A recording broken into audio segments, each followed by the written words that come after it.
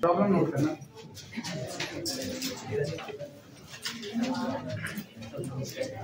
Problem है which of the following set which of the following set of vectors which of the following set of vectors which of the following set of the vectors from P3 over R is linearly independent। P3 over R का मतलब जानते हो? P3 over R collection of all polynomials at most degree 3, अधिकतम 3 degree तक, मतलब नीचे वाले भी शामिल हैं लेकिन 3 के ऊपर का कोई शामिल नहीं है। पहला सेट दिया गया है कलेक्शन ऑफ 5 + 7x, दूसरा सेट अपने को दिया गया है 1 + x, 13 + x²,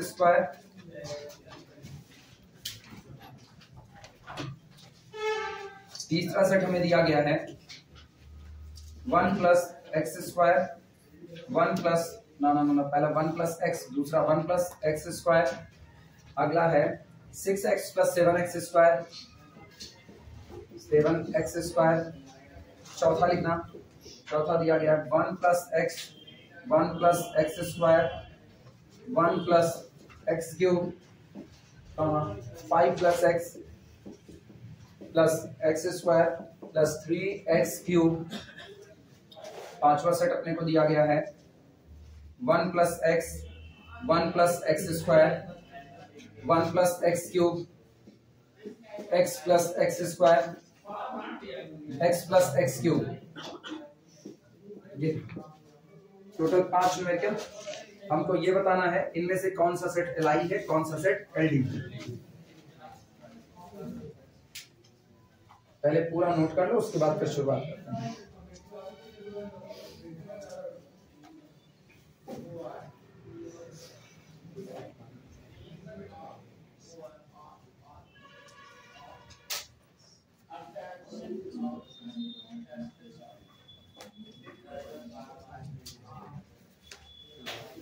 अभी इसमें मैट्रिक्स वाला भी शामिल करेंगे। मैट्रिक्स वाला कोई पूछा है? कौन था? कौन? तुम थी ना मैट्रिक्स वाला? तुम्ही थी ना? तुम्हें कुछ मैट्रिक्स वाला कौन पूछा? जाते जाते अनसॉल्व नई किताब लिखी। अच्छा आज नहीं है ये, यहाँ बैठी है, पता नहीं किरण कौन नहीं है। तुम सारे लोग हो।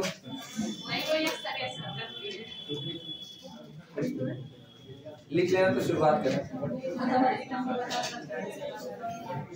शुरू किया जाए? हो गया? ये बताओ, इधर बात सुनो। पहला वाला ऑलरेडी एलआई, पॉलिनोमियल का कलेक्शन है ना। This set contain a non zero polynomial, क्योंकि जीरो पॉलिनोमियल कौन होता है? 0 × 1 + 0 × x + 0 × x² + 0 × x³। याद आया? तो क्या ये नॉन जीरो पॉलिनोमियल है? क्योंकि x का कोफिशिएंट कितना है? 7 है, और वैसे भी कांस्टेंट 5 तो है ये साथ में। ठीक, सिंगलटन सेट को भी नॉन जीरो वेक्टर को रखा हुआ हमेशा कैसा होगा? एलआई। पहले के लिए तो बात ही करो, पहला वही टिक काट दो एलआई, और यहां पर लिख देना singleton set with non zero vector, with non zero vector. ये एक सिंगलटन सेट है और अपने अंदर में किसको जगह दिया हुआ है? नॉन जीरो वेक्टर को जगह दिया हुआ है, इसलिए कैसा होगा? एलआई। 2 पर भी कोई दिक्कत नहीं, 2 तक होंगे ना, मल्टीपल में चेक करेंगे। ये बताओ क्या पहले में किसी का मल्टीप्लाई करके दूसरा बना सकते हो? नहीं। ये याद रखना, दूसरा कौन है?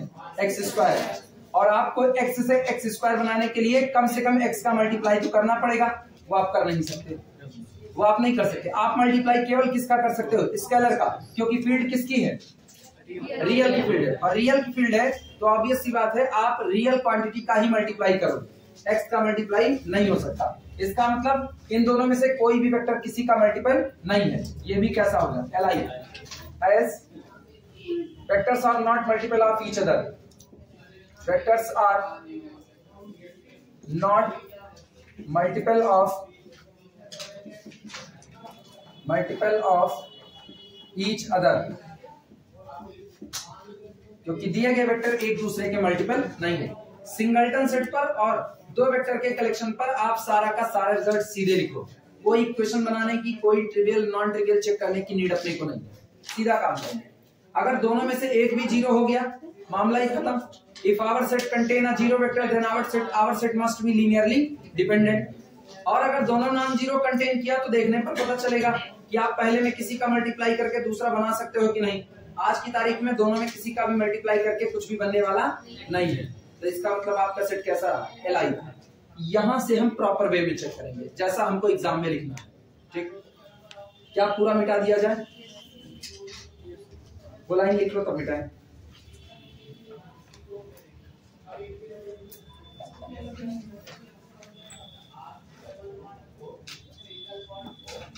संडे एक्स्ट्रा क्लास रहेगी, ठीक है, बस थोड़ी सी कम रहेगी, 3 घंटे नहीं रहेगी, थोड़ी कम देंगे। डिफरेंशियल इक्वेशन है ना, तो थोड़े में ही ज्यादा निपट जाता है और हम वो क्लास का टाइम मर्ज कर देंगे बीएससी फर्स्ट ईयर। 16 जनवरी से एग्जाम, 16 जनवरी, तो जाहिर सी बात है ना, उनके लिए ढंग का काम करना पड़ेगा। ढंग का मतलब ढंग का तो तुम्हारे लिए भी कर रहे हैं, उनके लिए थोड़ा और ढंग का करना पड़ेगा। उनका बस चले, उनका महाराज लोगों का बस चले ना, तो दिसंबर में एग्जाम करवा। ये नहीं देख रहे अपना सेशन कब से चालू किए हैं, वो नहीं देख रहे हैं, बस खाली एग्जाम करवाना है 16 जनवरी। अब तक सुनने में आता फरवरी करवाएंगे, अब 16 जनवरी के एग्जाम करवा लेंगे। अब 20 फरवरी से सेकंड सेमेस्टर चालू करेंगे।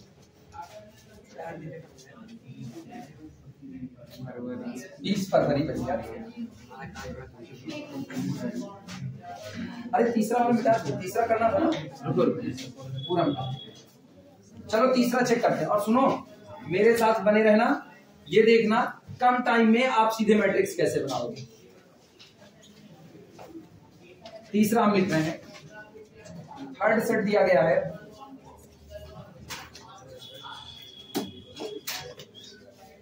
तीसरा सेट अपने पास है 1 + x, 1 + x square, 6x plus कितना 7x स्क्वायर। चलो साथ हो, ये बताओ जब ऐसा नजर आए ना, तो पहले वाले को मान लो ये आपका कौन है, वेक्टर अल्फा। ये कौन है, वेक्टर अल्फा। और ये कौन है, वेक्टर अल्फा।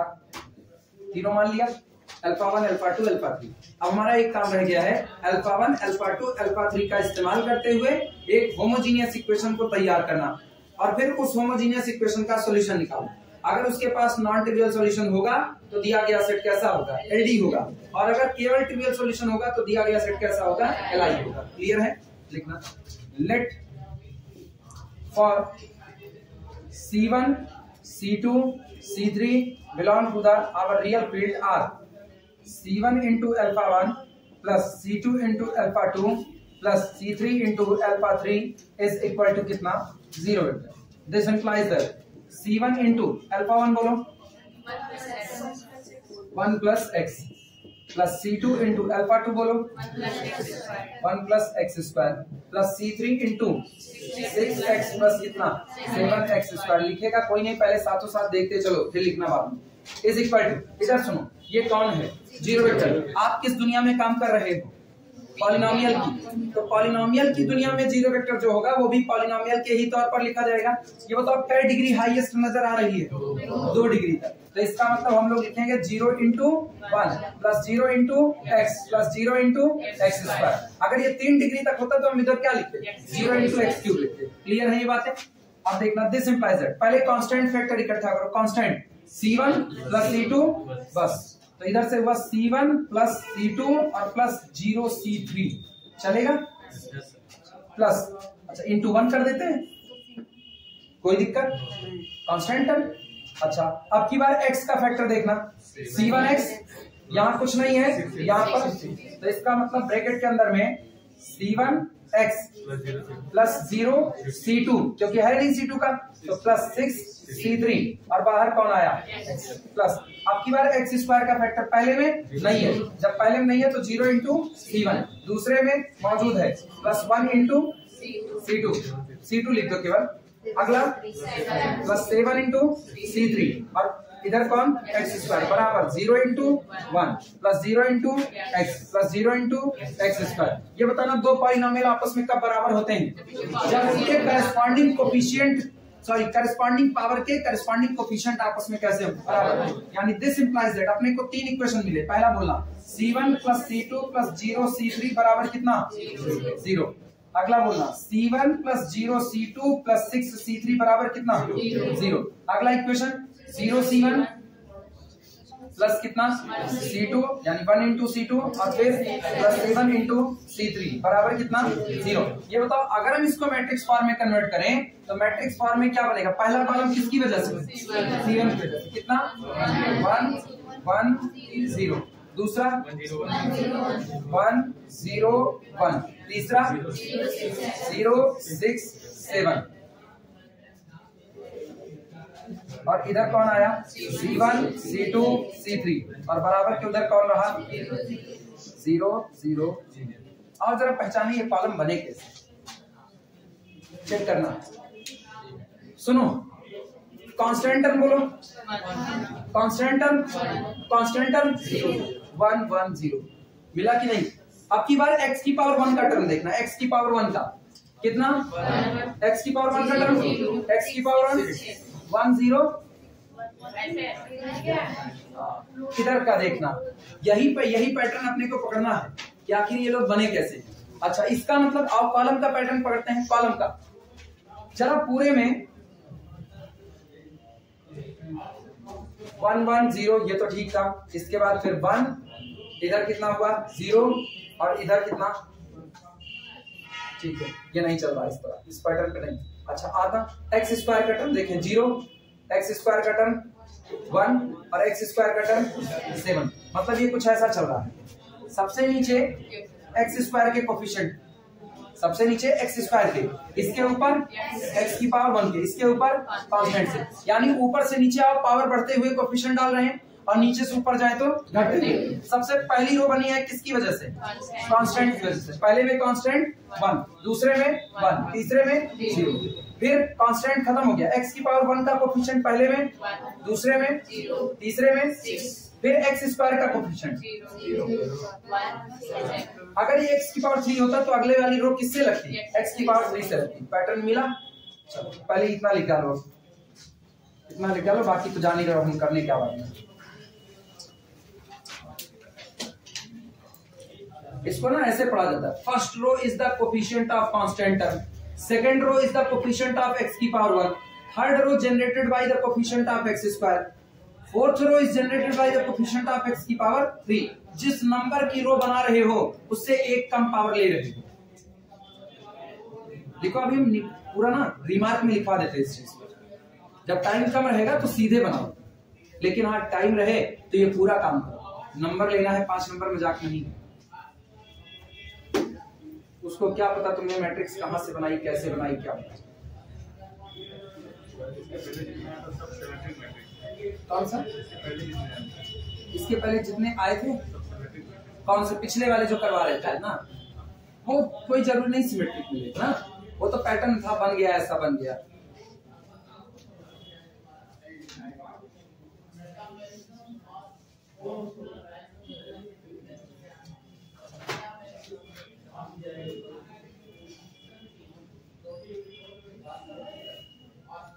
मैट्रिक्स की दुनिया अभी जब तैयार होगी ना, मैट्रिक्स में भी क्वेश्चन मिलेंगे और मैट्रिक्स से ही सॉल्व किए जाएंगे।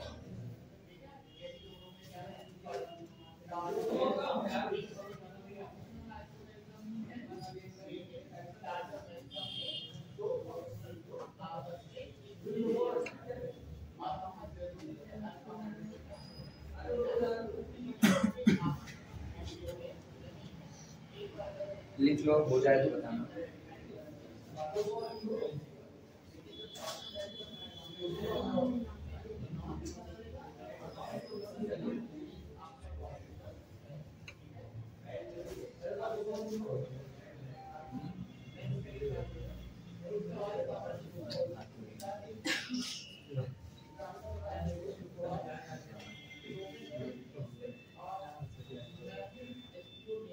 फर्स्ट ईयर वालों को इधर लंबी एक्स्ट्रा क्लास पढ़ाएंगे संडे को, तब कुछ खत्म होगा।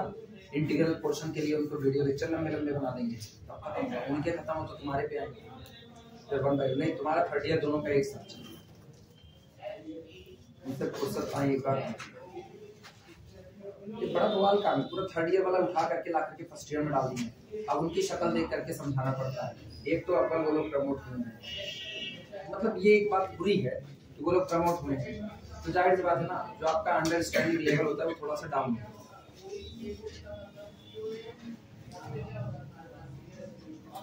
हो जाए तो बता देना। अच्छा, ऊपर का हटा सकते हैं, ऊपर का हटा दें, आर्गुमेंटेड मैट्रिक्स बना करके सॉल्व करें। जिनको आ रहा है वो आर्गुमेंटेड बना करके सॉल्व करो। अब आगे का काम केवल अपने को सॉल्यूशन निकालना है बस। ये हटा रहे हैं।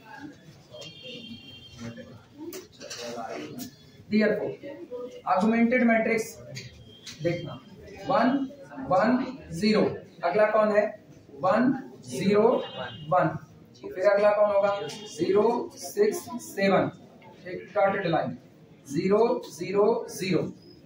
This is equivalent. ये बताओ क्या ये ऑलरेडी पाइवॉट है कि नहीं? नीचे वाले को 0 बनाने के लिए एक operation, R2 goes to R2 minus R1। तो पहली रो तो हुई 1 1 0, लिखना नहीं, R2 goes to R2 minus R1, 1 minus 1 0, 0 minus 1 minus 1, 6 minus 0 6, 0 minus 0 6। ये तो ऑलरेडी रहेगा 0 1 7 0। अगला काम, आज की तारीख में ये पाइवॉट है, अब इसको पाइवॉट बनाना है। ऑलरेडी पाइवॉट है, ठीक।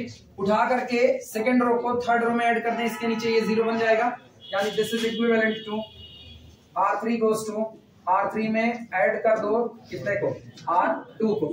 ये होगा 1 1 0 0 minus 1 6 0 0 और 6 6 12 1 13 0 0 0। मेरा काम खत्म यहीं पर। ये पूरा का पूरा तीन का तीनों कॉलम कैसा आया, पाइवॉट। क्या कोई फ्री वेरिएबल मिला? नहीं मिला। So we get only the trivial solution C1 बराबर C2 बराबर C3 बराबर 0। सिंस लिखना चाहो तो ऐसा लिखो, since every column is pivot implies that every column is independent. चाहे ऐसा लिखो, एवरी कॉलम इज इंडिपेंडेंट, और चाहे तो फिर रैंक वाली भाषा में लिखो कि here rank of augmented here rank of the matrix capital A is equal to number of variable। दोनों बातें हैं तुम्हारे पास, जिससे मन के उससे लिख सकते हैं। क्लियर है ये बातें? हम पाइवॉट से लिखेंगे, अपने को वो अच्छा लगता है। Since each column is pivotal, exam में इससे कोई दिक्कत नहीं होगी, तुम कुछ भी लिख सकते हो। Each column is pivoted. This implies that each column is independent. Each column is independent implies that given vectors are aligned, यानी दिया गया सेट आपका कैसा है, aligned। Given set is linearly independent। आपका दिया गया सेट कैसा होगा, लीनियरली इंडिपेंडेंट होगा।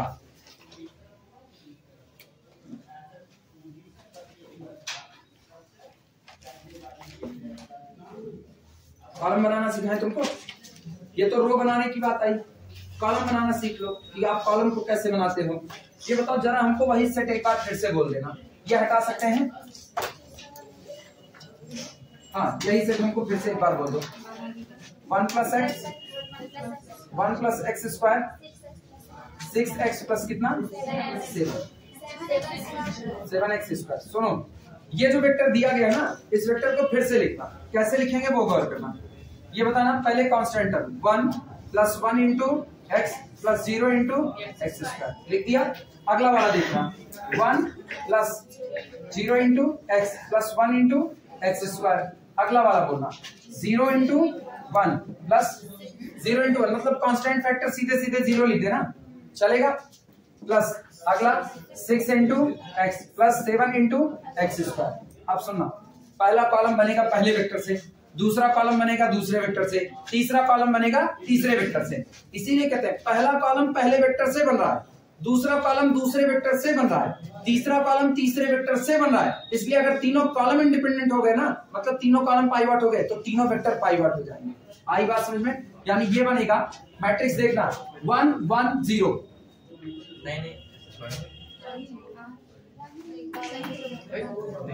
अगला सुना 1 0 1 0 6 7। चेक करो क्या यही मैट्रिक्स है? ये पहला कॉलम बनता है पहले वेक्टर से, दूसरा कॉलम बनता है दूसरे वेक्टर से, तीसरा कॉलम बनता है तीसरे वेक्टर से। ये तो कॉलम को बनाने का तरीका है। रो को बनाने के तरीके बता चुके हैं। पूरी की पूरी पहली रो बनती है केवल किसकी वजह से? कांस्टेंट की वजह से। दूसरी रो बनती है किसकी? x की पावर 1 की वजह से। एक घात कम करो। तीसरी रो बना रहे ना, थर्ड रो एक पावर कम करो, x की पावर 2 के कोफिशिएंट से। चौथी रो बनेगी किससे? x की पावर 3 के कोफिशिएंट से। इसका मतलब जब आप रो जनरेट कर रहे हो तो आप कोफिशिएंट की मदद लो, और अगर आप कॉलम जनरेट कर रहे हो तो सीधे वेक्टर की ही मदद ले लो। क्लियर है? लेकिन ऊपर से नीचे आने पर घातें बढ़ती हुई होनी चाहिए। पहला कांस्टेंट, फिर x की पावर 1, फिर x की पावर 2, x की पावर 3, x की पावर 4, x की पावर 5, लगातार इंक्रीज करते हुए। क्लियर है ये बातें?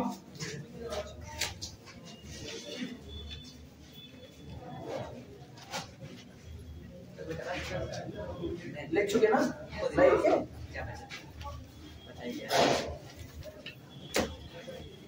अच्छा, अगला सेट उठाते हैं। 3 हो गए ना, चौथे वाले में आना, फोर्थ से 1 प्लस एक्स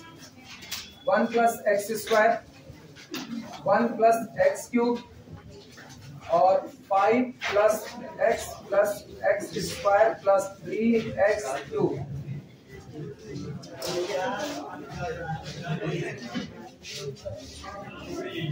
ठीक, सुनो ध्यान से सुनना। अगर पुराने तरीके से काम करें तो गौर करो, सिस्टमैटिक तरीका। ये कौन, ये कौन, ये कौन और ये कौन? अल्फा। अगला काम हम क्या लिखते हैं? Now construct the equation C1 alpha 1 plus C2 alpha 2 plus C3 alpha 3 plus C4 alpha 4 is equal to 0 vector. और उस 0 वेक्टर को भी पॉलिनोमियल के टर्म में लिखते, फिर इक्वेशन बनता, फिर बाहर निकालते। क्लियर हुआ? ठीक। लेकिन अगर हम सिस्टमैटिक ना करें तब हम ऐसे लिखें सीधे, from given set we get matrix. इधर सुनो, मेरे साथ आओ। कांस्टेंट टर्म 1, x की पावर 1। पहले ये तय कर लो कुल कितनी घात है मैक्सिमम? 3 घात है। तो इसका मतलब कै रो बनेगी? 4 रो। एक ज्यादा बनेगी हमेशा, एक कांस्टेंट होता है ना। तो इधर कांस्टेंट टर्म 1, x की पावर 1 का कोफिशिएंट 1, x की पावर 2 का 0, x की पावर 3 का 0। पहला कॉलम तैयार।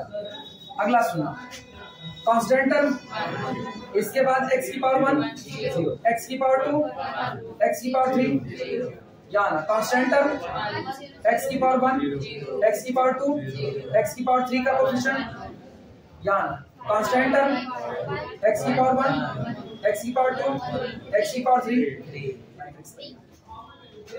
केवल इस मैट्रिक्स को चेक कर लेंगे। अगर इसके सारे कॉलम पाइवट आए तो मेरा सेट Li है, अदरवाइज मेरा सेट कैसा हो जाएगा? Ld। और 4x4 की मैट्रिक्स है, आप तुरंत कुछ नहीं बोल सकते। पहले पड़ी बातें, चलिए सॉल्व करें। क्या सिस्टमैटिक लिखें, इससे लिखें? एग्जाम में सिस्टमैटिक लिखना पड़ेगा। एग्जाम में सिस्टमैटिक आदत छूटी रहेगी तो वहां सिस्टमैटिक नहीं लिखोगे। सेटअप करके Li है। कौन सा? Ld है। मुंह बोलने से पहले सोचा करो ना। बात करें, मुंह बोलते हो। कौन सा? नहीं, छोड़ेंगे तो हम ये, हम कुल थोड़े लगाएंगे, छोड़ेंगे तो हम ये। लेकिन आज एक हम लगाएंगे क्योंकि इवनिंग बैच को अभी हम सिस्टम ऑफ लीनियर इक्वेशन नहीं पढ़ाएंगे। वीडियो ना इवनिंग बैच सुनती है ना। क्या तुम लोग सोचते हो सब तुम्हारे लिए काम करेंगे? इवनिंग बैच मेरी फेवरेट है। वो अलग बात है, अलग है। चलो, क्या खास है सर? इसमें कम है, कम है। जहाँ लोग कम रहते हैं वहाँ झगड़ा लड़ाई कम होता है, जहाँ लोग ज्यादा रहते हैं वहाँ लापरवाही ज्यादा आती है।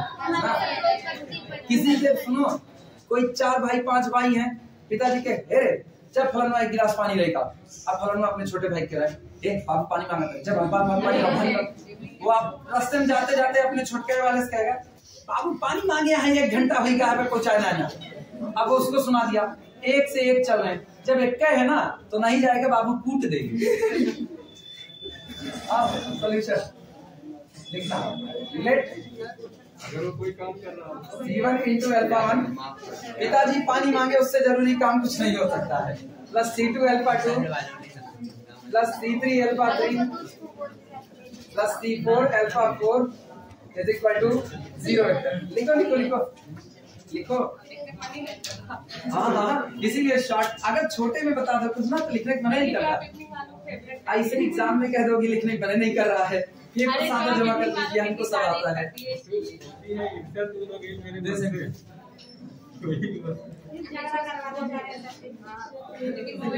One plus x plus C2 into 1 plus x square plus C3 into 1 plus.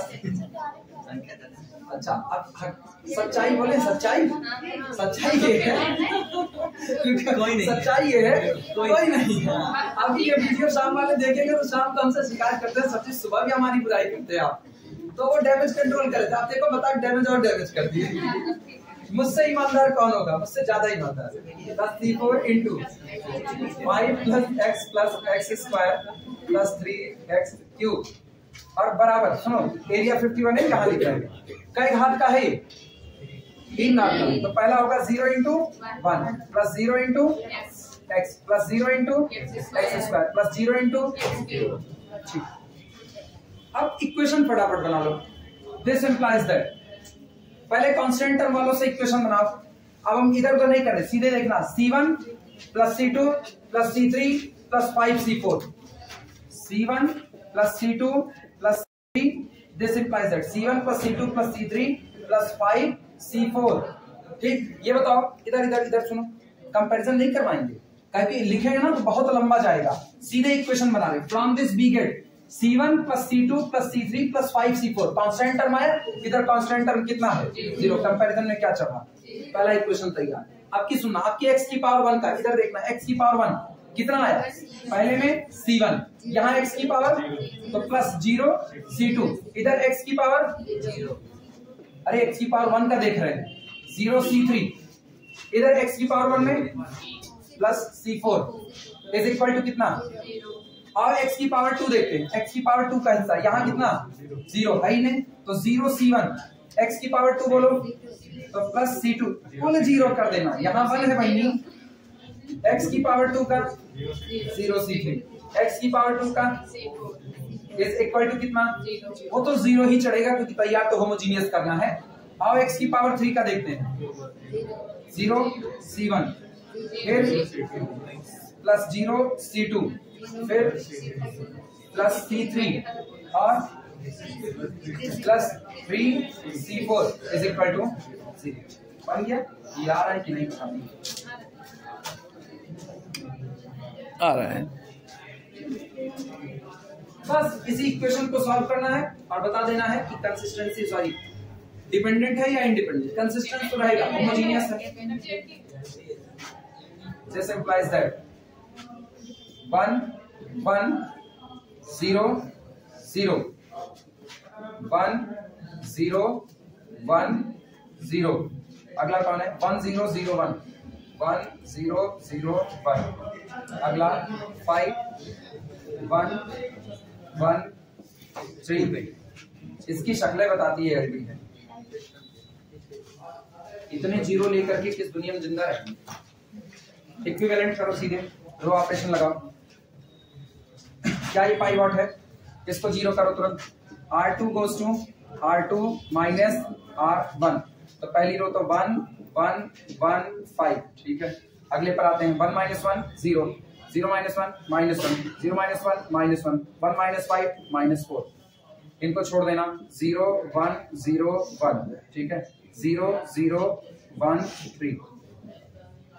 This is equivalent to, आज की तारीख में ये पाई वॉट है, ये पाई वॉट है, इसके नीचे वाले को 0 करना है, सीधे ऐड किया जाए, R3 goes to R3 में ऐड कर दो R2 को, तो 1 1 1 5 चलेगा, 0 -1 -1 -4 ऐड करो, 0 ऐड किया तो 0 ऐड किया तो -1 ऐड करो -3, और यहां से अरे बात खत्म बात, यहीं पर इन दोनों को ऐड करोगे लास्ट रो कंप्लीटली जीरो हो जाएगी, यानी दिस इज इक्विवेलेंट टू, ये आएगा इधर का इतना हिस्सा आएगा। R4 गोज टू, R4 में ऐड कर दो किसको, R3 को, 1 1 1 5 0 -1 -1 -4 0 0 -1 -3 और ऐड करो ये कितना 0। लो pivot pivot pivot, 3 column pivot है, लेकिन क्या चौथे कॉलम के पास पाइवॉट है, इंडिपेंडेंट, और एक भी कॉलम अगर आप sorry free non pivot column, एक भी कॉलम अगर आपका नॉन पाइवॉट आ गया तो इसका मतलब आपके वेक्टर डिपेंड कर चुके हैं। इट मींस, ये बताओ आप थ्योरम भी बोल देते हैं, थ्योरम बोलना अच्छा लगता है, क्या इनमें से कोई वेक्टर जीरो वेक्टर है, कोई है जीरो नहीं। It means there exist one vector which can be written as the linear combination of its preceding ones. अभी तो हम किसी पर भी बोले ये वेक्टर अपने से पहले मौजूद लोगों के लीनियर कॉम्बिनेशन में लिखा जा सकता है। जिस दिन हमको कहेगा ना लिख करके दिखाइए किसी C1 C2 C3 का मान निकालिए बस, और लिख के दिखा दीजिए, अभी नहीं कहेगा, जब कहेगा तब करेंगे। हाँ हाँ 4 वेक्टर बात है, 3 बात है, वो इससे पता है किससे, नहीं नहीं नहीं नहीं नहीं, वो वाली गलती मत करना। पुराने वाले जो कल बताए थे ना, जिसमें हम कहते हैं अगर number of vector number of entry से ज्यादा हो गए, वो केवल और केवल Rn के लिए है, बस खाली केवल Rn के लिए है। इसमें देखो 4x4 की मैट्रिक्स बन गई, स्क्वायर मैट्रिक्स है, स्क्वायर मैट्रिक्स 4x4 की मैट्रिक्स में 4 के चारों कॉलम पाइवॉट हो सकते हैं, यहाँ कुछ नहीं बोल सकते। समझ में आई बात, वो सिर्फ टपल के लिए है बस, केवल लाइन बोले, अगर हो गया हो तो नोट करो आराम से, नोट करो, कोई जल्दबाजी नहीं है। देखो आखिरी पांचवा तुम लोग करोगे, पांचवा हम नहीं करेंगे। पांचवा क्या आया, किसी का आया, अच्छा ये पांचवा तुम्हारे लिए होमवर्क है।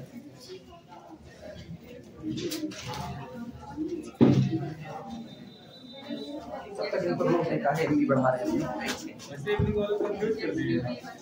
आखिरी लाइन नोट करना, since here one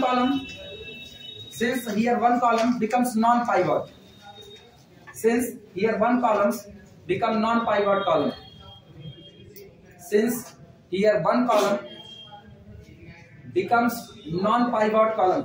अच्छा ये बताओ एक कॉलम कौन सा, चौथा वाला नॉन पाइवट बना, इसका मतलब C4 कैसा हो चुका था, फ्री।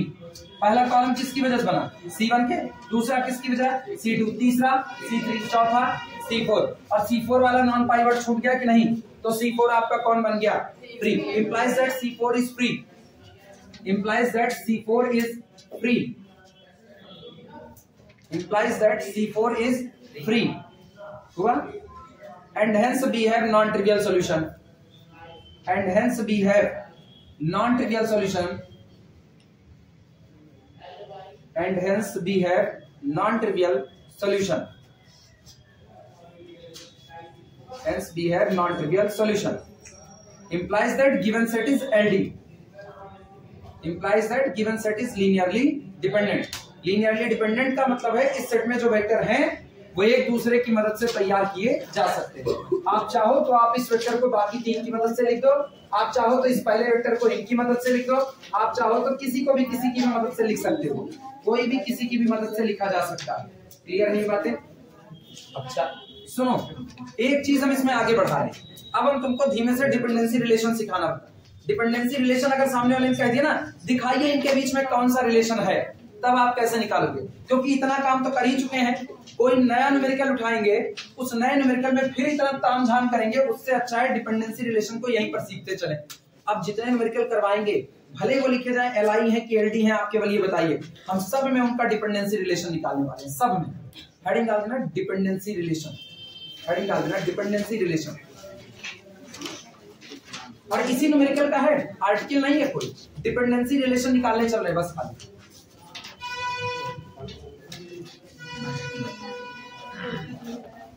इसकी जरूरत हमको नहीं है, इसको हम हटा रहे हैं फिलहाल, बस इसी इक्वेशन की हमको जरूरत है। ये इक्वेशन ऐसे पड़ा रहने दे, ये भी हटा रहे हैं, ये तो सॉल्व ही हो चुका है इधर का। सुनो इधर साथ में आओ, लिख चुके डिपेंडेंसी रिलेशन,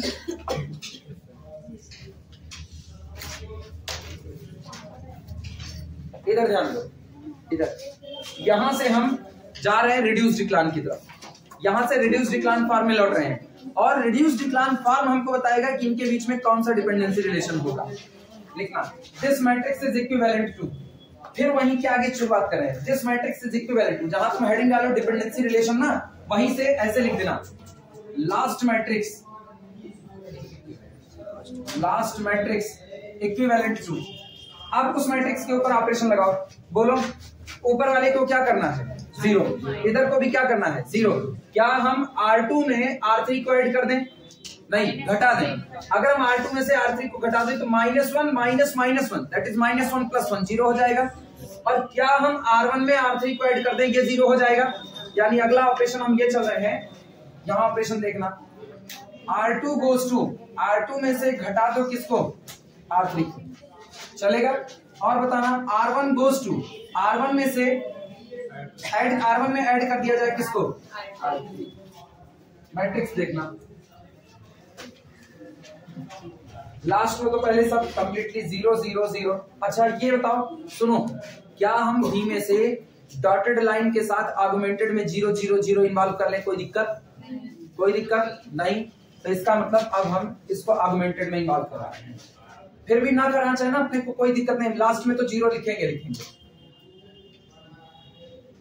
0 2 2 4 और इधर का 0, क्लियर है। ये बराबर का 0 है, ax is equal to null था ना, तो जो नल है उसका लगा। अगला देखना 0, या रहे नहीं तो लगाने को बाद में हम लोग सीधे इक्वेशन लिखेंगे, ना कंफ्यूज रहोगे बाद में खुद ही, हम तो नहीं होंगे। -1 -3, चलो ऐड करो, सॉरी घटाना है, 0 -1 -0 कितना आएगा, -1। बोलो -1 माइनस -1 0, -4 -3 कितना होगा, -1। नीचे वाले को ऊपर ऐड करो, ये कितना रहा 1, अगला कितना हुआ 1, ये कितना हुआ 0, और इनको ऐड करो, -3 + 5, सही है गलत। अगला देखना, दिस इज इक्विवेलेंट। अगला काम सुनो, इधर वापस आओ, पाइवॉट है, पाइवॉट के नीचे 0, पाइवॉट के नीचे ऊपर सब 0, लेकिन ये बचा है। अब इस पे डील करो, क्या किया जाए, बोलो R1 goes to R1 + R2, क्या बना अपने पास आया 1, ऐड किया तो 0, ऐड किया तो 0, ऐड किया तो 1, और ये कितना 0 -1 0 -1 0 0 -1 -3 0 0 0 0 बना। एक ऑपरेशन और चलेंगे, हम पाइवॉट को 1 बनाएंगे, यानी कि दिस मैट्रिक्स इज इक्विवेलेंट। क्या किया जाए, दोनों जगह -1 का मल्टीप्लाई कर दें, R2 goes to -1 times of the R2, और इसके साथ ही R3 goes to -1 times of the R3। Matrix क्या बनी, मैट्रिक्स बनी 1 0 0 1। अगला क्या बना 0 -1 0 -1 +1 ठीक। फिर अपने पास क्या आया 0 0 1 3 0 0 0 0।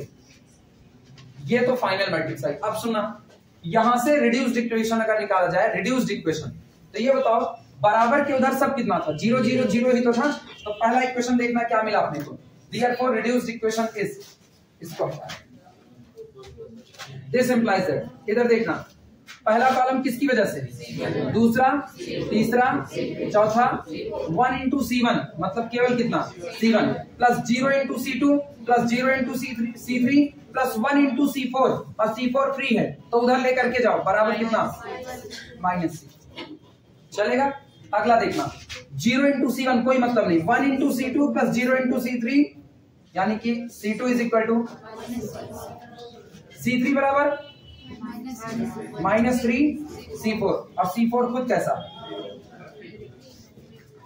मिला कि नहीं मिला। इसका मतलब दिस इंप्लाइज दैट, बोलो सॉल्यूशन कौन है, solution x is equal to C1 C2 C3 C4, यही सॉल्यूशन है कि नहीं। और सब पर C4 फ्री है, क्या C4 को कॉमन कर ले, ना भी अभी चाहो तो यहां देखना x is equal to solution x is equal to, बोलना C1 कितना -C4, C2 कितना -3 4 C3 कितना -3 टाइम्स ऑफ दी C4 और C4 खुद कितना C4। क्या हम C4 को बाहर कर लें? C4 के बाहर होते ही कौन बचा? -1 -3 और कितना डिपेंडेंसी रिलेशन आ चुका है। जरा C3 बराबर, अब सुनो, एक नहीं लाखों करोड़ों डिपेंडेंसी रिलेशन आएंगे, लाखों करोड़ों, आप चाहे जैसे तैयार कर सकते हो। ये बताओ C4 की वैल्यू अगर हम 1 ले लें, C4 बराबर कितना 1, तो बोलो C1 बराबर, C2 बराबर, C3 बराबर, C4 बराबर। इसका मतलब इक्वेशन डिपेंडेंसी रिलेशन क्या दे रहा है बोलो? ये हटा रहे हैं, इधर देखना। C1 बराबर कितना -α1, फिर कितना -α2, C3 कितना है -3 टाइम्स ऑफ दी α3 और फिर कितना +α4 बराबर कितना 0। यानी α4 कैन बी रिटन एज, सबको उधर उठा करके फेंक दो, α4 = α1 + α2 + 3 times of the alpha. That's the dependency relation. मिल गया कि नहीं मिलेगा? एक नहीं होंगे, आप यही C4 बराबर 3 लगा दो, अगला मिल जाएगा कि नहीं मिलेगा? C4 1/2 लगा दो, अगला रिलेशन मिलेगा कि नहीं मिलेगा? ये होता है डिपेंडेंसी रिलेशन को कैलकुलेट करके निकालना। कुछ समझ आया कैसे काम हुआ? पूरा कंप्लीट सॉल्यूशन निकालो और वेरिएबल की वैल्यू निकालो और उसी वैल्यू को उठा करके मेन इक्वेशन पे रख दो जो आपने सबसे पहले होमोजीनियस बनाया था और आपको डिपेंडेंसी रिलेशन मिल चुका है। अब यहाँ पर इस बात की गवाही हो चुकी है, there exists α4 which can be written as the linear combination of its preceding ones। तो हम वेरीफाई नहीं, चलो शुरुआत करें। Last matrix equivalent to this this this this this this this this this, इतना दिस है। और फिर ये वाली बात लिखना, पहले तो यहां से जाना, यहां से ये ऊपर ऊपर तैरना, नीचे डुबकी मत मारना, यहां तक तैर जाना, फिर नीचे डुबकी मार के गंगा नहाना और गंगा नहाने के बाद फिर बैतरणी पार कर लेना। ये छूटा हुआ, ये पुराना पुराना, ये निचवाल कौन सा? अरे नहीं, उसी तो बनाए हैं, फिर बाद में कहोगे कैसे आया।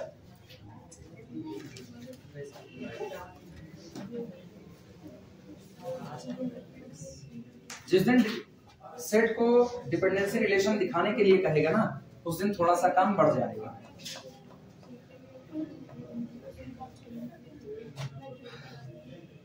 भाई हमको टाइम बता दो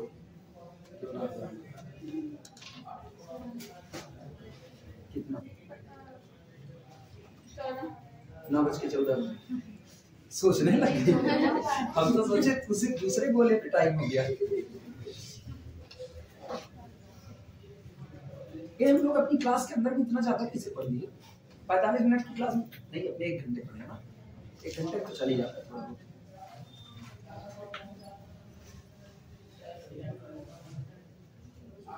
अच्छा अब ये बताओ, अगर हम पुराने वाले जो करवाए हैं उसमें डिपेंडेंसी रिलेशन निकालने कहीं निकाल सकते हो?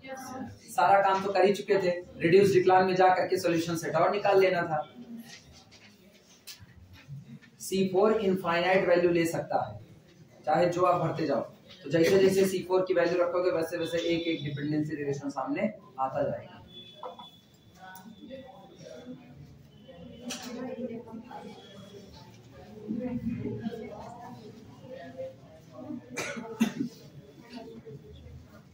कुछ आसान है, थोड़ा बहुत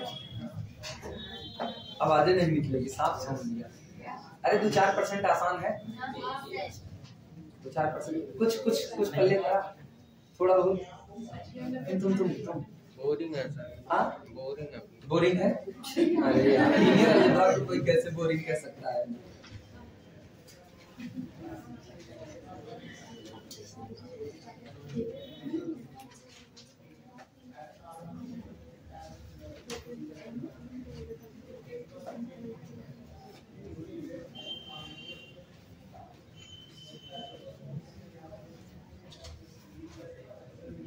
उनको तो linear algebra, abstract algebra, real analysis, complex analysis. ये क्वेश्चन बोरिंग है।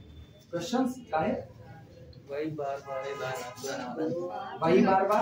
ना भैया, बार बार वही नहीं है। पुराना वाला जो था वो टपल पे था और ये वाला जिसमें है ये पॉलिनोमियल में है। कौन सा?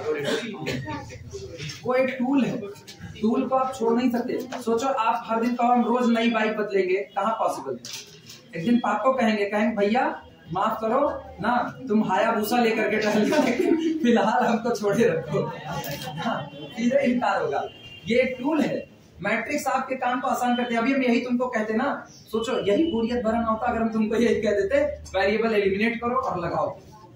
पगला जाते वेरिएबल एलिमिनेट करके लगाने पर, क्योंकि तुम C4 एलिमिनेट करते तब तुम्हारा इक्वेशन आता C1 में, C2 में, C3 में।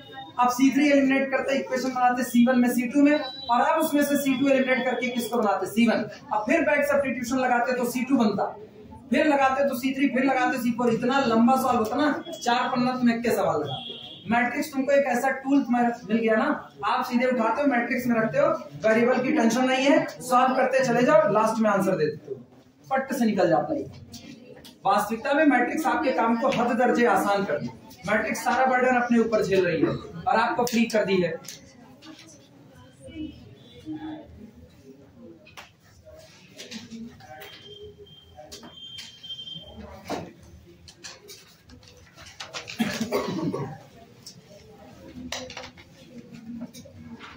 हो जाएगा तो बताना।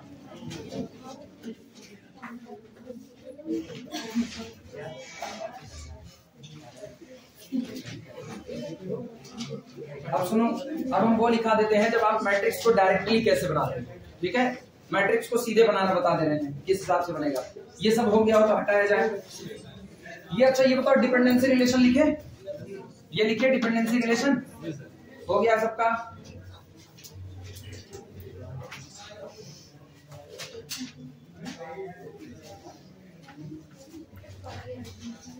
अब वो तुमको करना पड़ेगा, पांचों तुम लोगों की एलडी रहेगा, एलडी।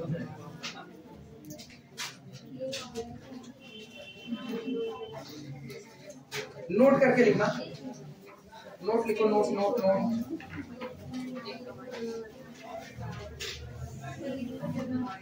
नोट लिखना, बाय सीइंग दीज न्यूमेरिकल्स,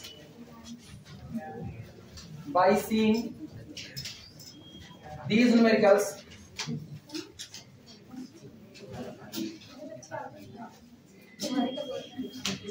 अभी जितने भी न्यूमेरिकल हम लोगों ने लगाए, इन न्यूमेरिकल को देखते हुए by seeing these numericals we find that, अब ये प्राप्त करते हैं कि we find that we can construct हम बना सकते हैं मैट्रिक्स डायरेक्टली, मैट्रिक्स डायरेक्टली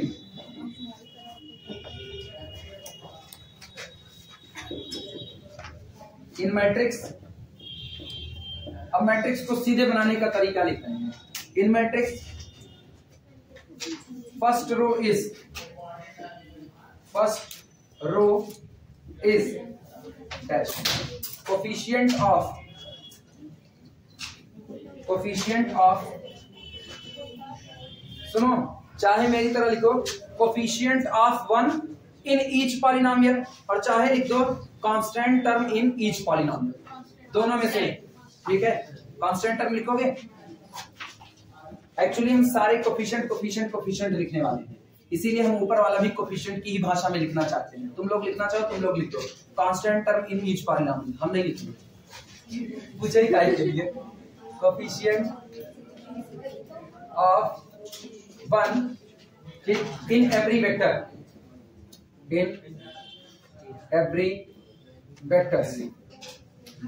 ठीक। second row is dash coefficient of x in every vector. third row is coefficient of x square in every vector. इस तरीके से चलते हुए up to so on. nth row is coefficient of x to the power किसका, ये बताओ। Third row बनाए तो क्या लिखें, nth रो बना रहे हो तो x की n-1 इन एवरी वेक्टर। ये याद रखना, नहीं nth रो में x की पावर n का ही कोफिशिएंट भरना चालू कर दो।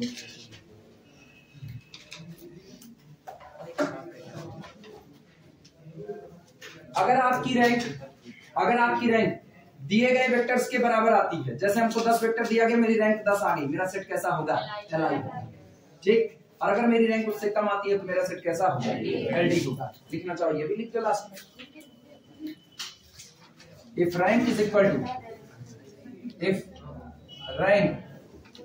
To total number of vectors, total number of vectors.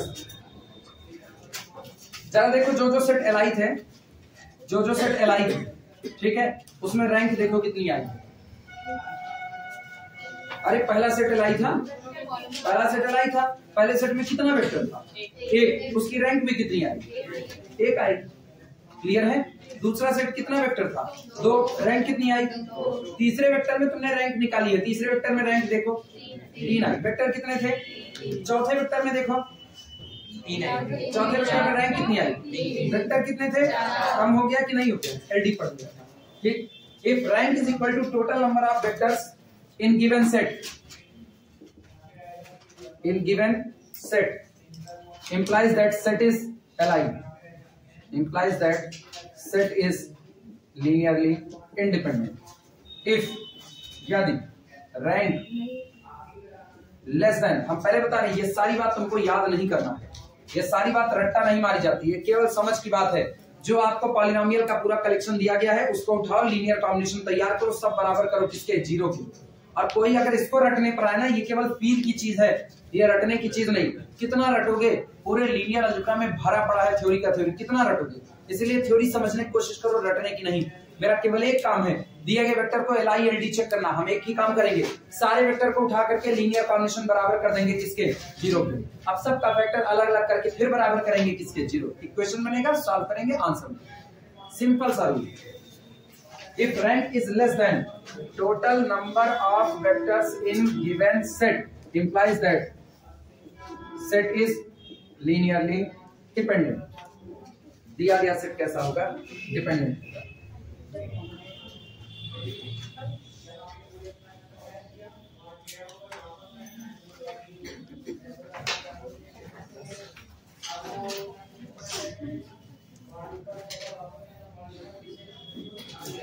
हो गया हो तो आगे बढ़ा जाए। ये पूरा लिख लो पहले। वो चल रहा है कि नहीं चल रहा है? चल रहा है।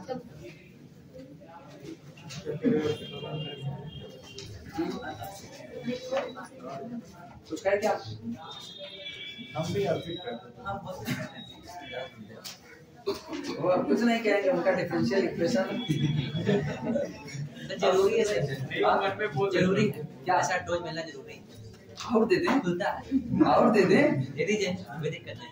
एक दिन चलो एक दिन उड़ाते हैं तो कोई दिक्कत नहीं। ऐसे फोन से ना, हाँ पहले बुलाया ना, फिर आप बुलाए। आमने सामने इससे डोज जो कह रहा है देने के लिए ना, तू नहीं आमने सामने ही दिए थे, फोन पे कुछ नहीं कह रहे, फोन पे बड़े प्रेम से जवाब नहीं दिए। भैया बात करते हैं। फोन पे ही जवाब नहीं। अच्छा वाला नहीं झेलता यार, अच्छा वाला कुछ लोग झेल पाते हैं, वो वाला तो गड़बड़ होता है। अच्छा वाला खाली उन्हीं स्टूडेंट के लिए रखते हैं ना, सुपर क्वालिटी वाले ना, सुपर क्वालिटी वालों के लिए बेहतर डोज है। ये हटाया जाए, सबका हो गया? हो गया सबका?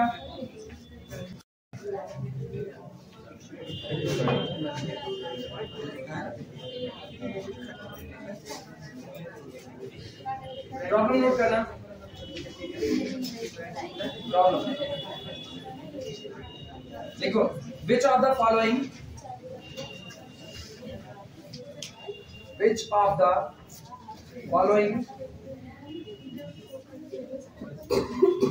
which of the following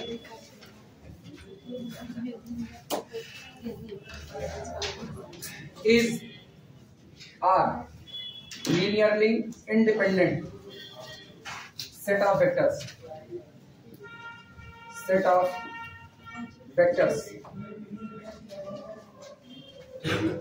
from set of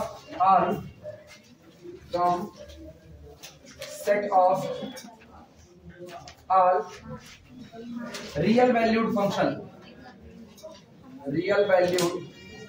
functions set of all real valued functions over R। Field एक बार फिर से किसकी दे दिया? रियल की। ठीक, कह रहे रियल की फील्ड के ऊपर जितने भी रियल वैल्यूड फंक्शन होते हैं उन सबको इकट्ठा करके एक सेट बना लिया। दुनिया में जितने भी रियल वैल्यूड फंक्शन है सबको इकट्ठा करके एक सेट बना लिया। अब उस सेट से छोटे छोटे सबसेट काट रहा है और आपसे पूछा है इनमें से कौन से सबसेट होंगे जो एलआई होंगे और कौन से होंगे जो एलडी होंगे। पहला सेट दे रहा है, सबसे पहला S1 हमें दे रहा है x square x cube x की power 4 up to so on चलते चलते इनफाइनाइट सेट। दूसरा सेट हमें दे रहा है S2 is equal to sin x sin 2x sin 3x up to so on infinite set. तीसरा हमको दे रहा है S3 is equal to sin x cos x sin 2x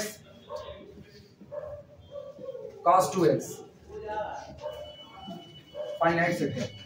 चौथा हमको दे रहा है S4 is equal to x e की power x x into e to the power x।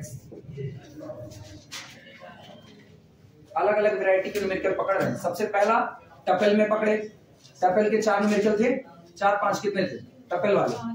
5 थे। इसके बाद फिर पॉलिनोमियल का पकड़े 5 न्यूमेरिकल, 5 5 10, एलआई के 10 न्यूमेरिकल। इसके बाद फिर हम पकड़ रहे हैं रियल वैल्यूड फंक्शन के, टपल से अलग पॉलिनोमियल से अलग रियल वैल्यूड फंक्शन। कितने? 4। गिनते चलना 5 5 10 4 14, टोटल अब तक 14 न्यूमेरिकल हो चुके हैं एलआई एलडी चेक करने के लिए। अब इसके बाद हम लोग चेक करेंगे मैट्रिक्स वाला हिस्सा। ठीक, तो हम अपने हिसाब से हर वैरायटी के न्यूमेरिकल इन्वॉल्व कर रहे हैं, बाकी तुम्हारे ऊपर डिपेंड करेगा। तुम भी किताब ओपन करो। शायद किताब के हम मैक्सिमम कवर कर चुके होंगे, शायद।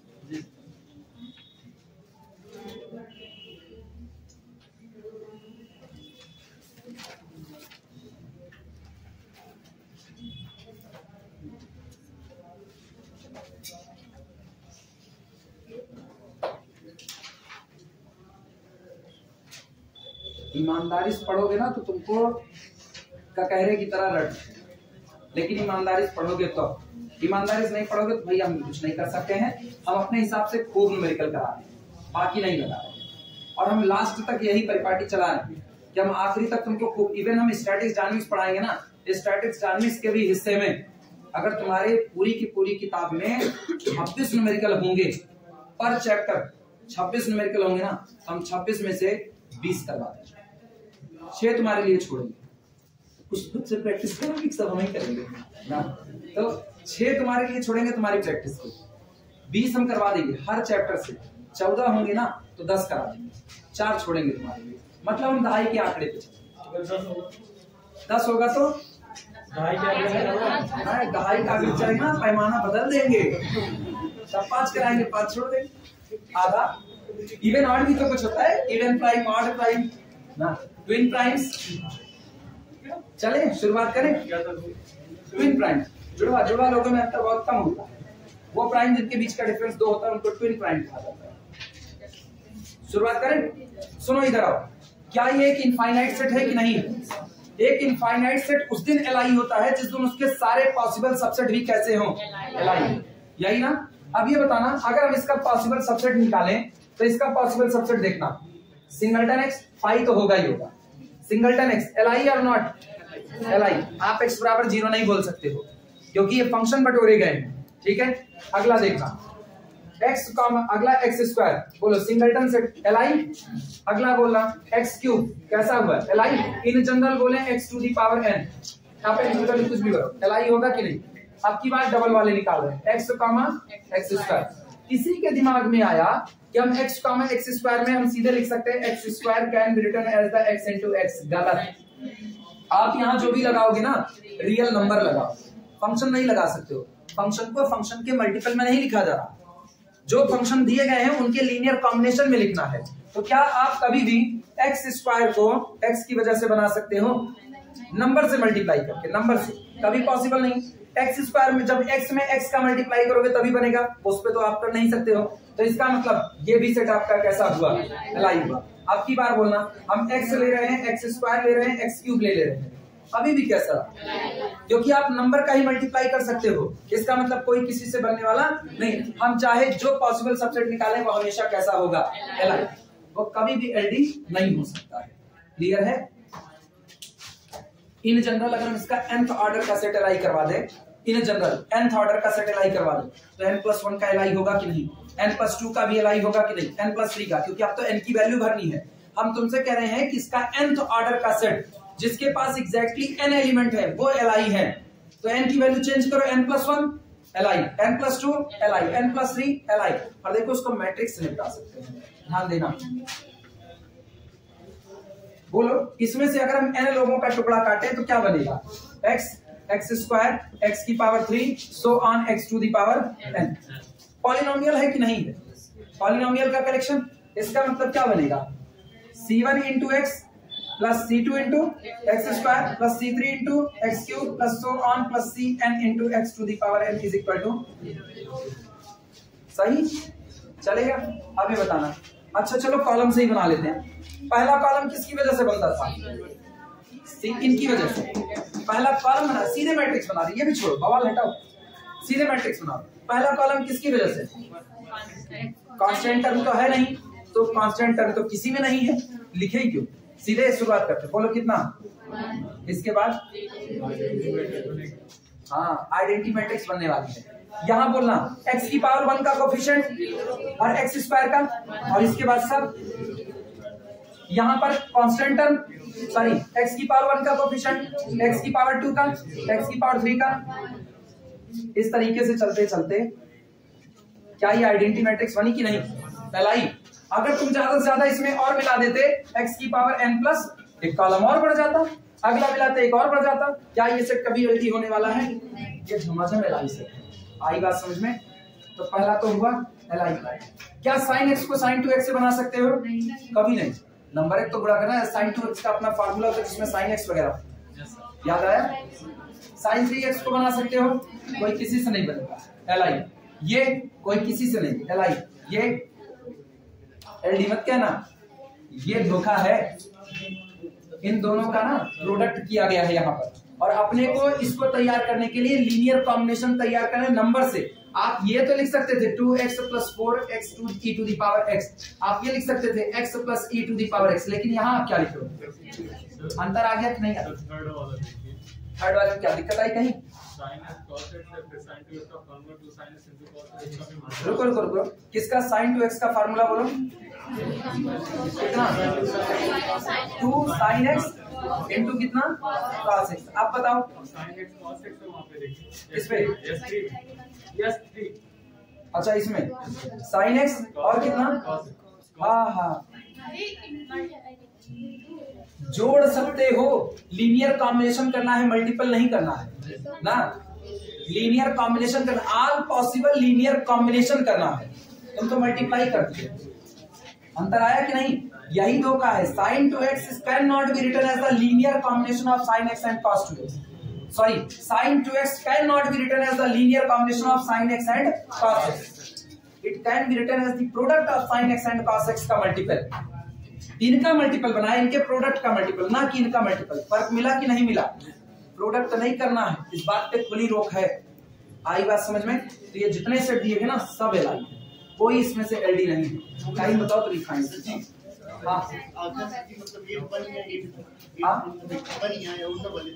किसका एक भी बन गया लीनियर कॉम्बिनेशन से ना, जैसे मान लो यहीं पर हम इसको ये ना लिख करके हम ये लिख दिए होते 2 sin x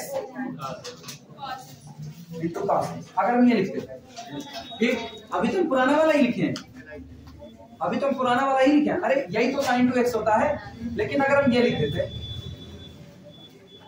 sin x + 3 cos,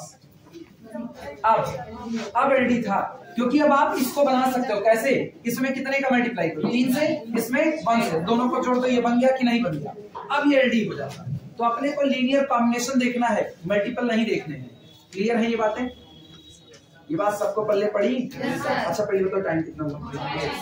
कितना? 9:34 35। ठीक है, रुको लिखाएंगे कल, अभी इसी पर लिखाएंगे, कल लिखाएंगे, कल फिर समझाएंगे, परेशान ना हो।